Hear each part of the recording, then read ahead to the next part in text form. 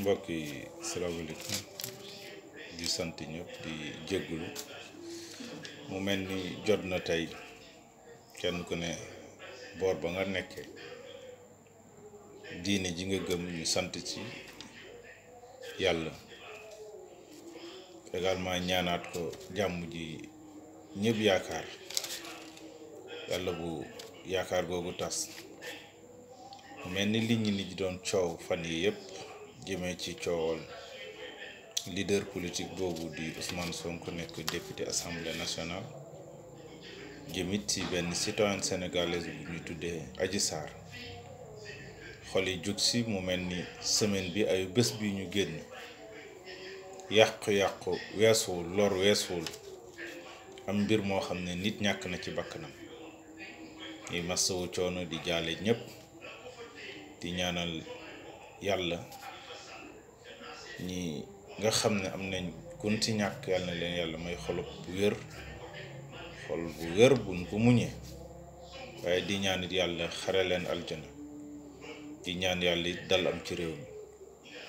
mu mel ni coolool bi mu amee ba ginnaaw gi ñoo xam ne ñu bari yàq nañ ci yàqule ci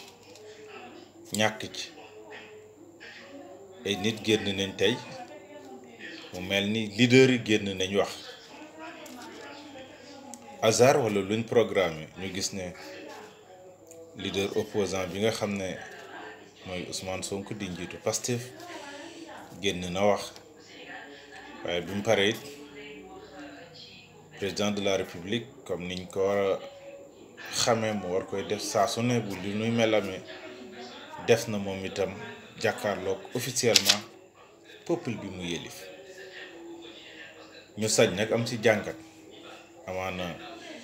nan ko gisee amaana kenn du gisee nu ni mel amaana ay nit gisee nu ni mel amaana keneen gisee nu ni mel waaye gis lu gën a rafet ñun liñ gis mu mel ni gis nañ ñoom ñaar ñëpp ñu def discours ñu sañ nag ne am na lu nu d'accord ci ñaari discours yépp waaye amit luñ ne bu duñ ne sañ wax d'accord uñ ci waaye tey na suñ xelit ci discours yi rawatina ñaar ñëpp dégg nañ bi ñu wax ñuy tudd kilifa diine yi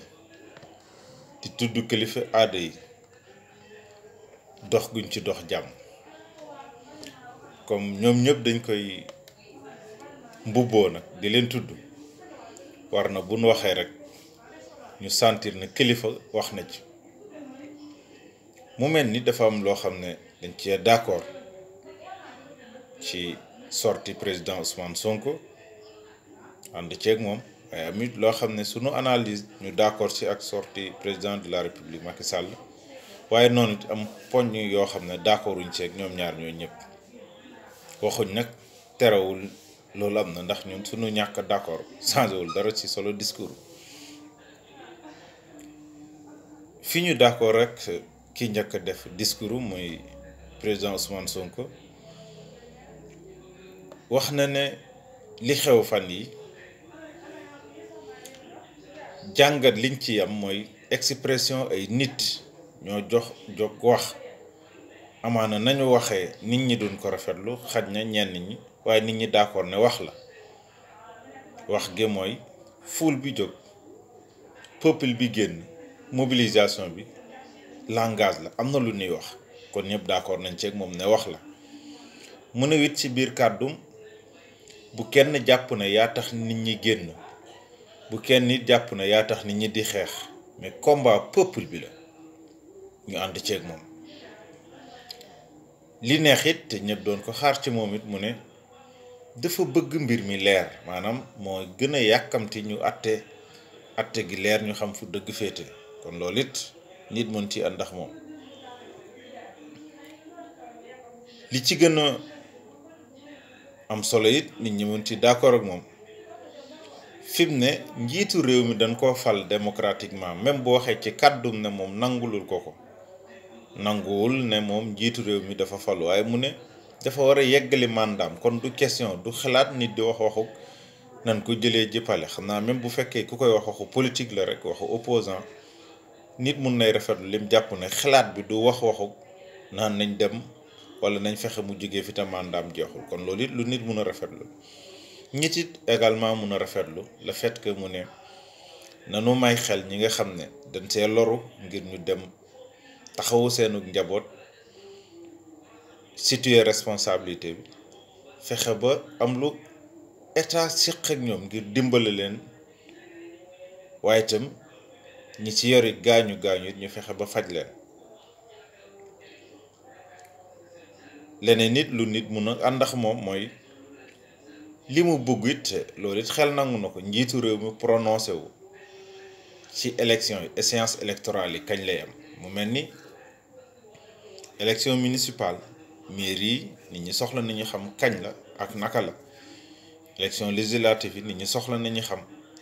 waaye it moom benn poñ boo xam ne day feeñ ci kàddu yi di indi coow muy actualité te kenn laalul ko xew te mel ni yegg see gulit muy wàllu 3e mandat bëggu président Abdou ci kon loolu it nit ànd na ci ak moom waaye it ñu sañit ngeen nangul ñu ne am na luñ àndul ak moom it nag ci discours bi mooy ginnaaw buñ tuddee kilifa diine yi ñoom ñëpp façon yem waxee ton yem waxee amaana ku ñàkk xel ku ñu mel ni ñun boo koy déglu da ngay mel ni sentiroo ci discours d'apaisement maanaam kuy ñëw di wax ngir dalal ba mel ni da ngay gis jàmbaar ju ne ci xare rek bëgg am ndam mais mu mel ni dal gi moom walla dalal nit ñi feeñul ci discours bi. leneen lu ñu yéem it mooy lam naan nam koy waxe maa ngi koy exiger dëgg la opposant la war na xam war nañu toog bu ñu jàpp date élection yi waaye fi réew mi toll nii xam ne tàkkum réew mi du njëriñu kenn du intérêt kenn war na képp kuy waxit ñu sóoraale ñi loru sóoraale ñi nekkul en sécurité sóoraale ñi ñàkk sóoraale ñi